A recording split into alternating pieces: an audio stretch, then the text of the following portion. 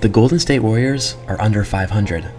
In their last 24 games, they have gone 9-15, and the coaching staff is in constant search for the correct rotation as they have switched it up once again. Part of Steve Kerr's post-game explanation for the switch-up was a desire to improve the defense and use Paul to unlock Steph Curry. The Warriors then went out, however, and gave up 132 points in a home loss to the Dallas Mavericks, and Curry went 3 of 11 shooting in the first half, continuing a recent slump in an inopportune time.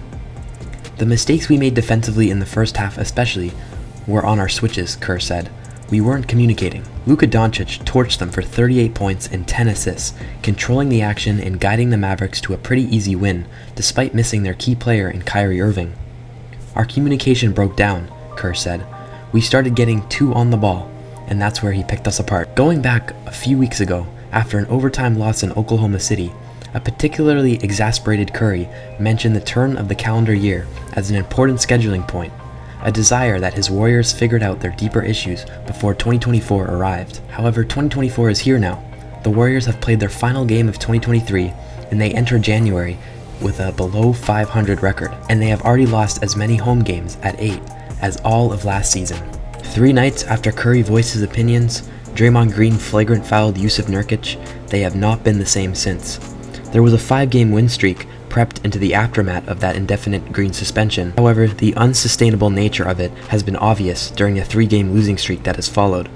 They could have used Green to defend Nikola Jokic on Christmas Day in Denver as they lost to the Nuggets, and they certainly could have used his energy, defensive prowess, and offensive synergy with Curry during those 2 home losses against the Miami Heat and the Dallas Mavericks.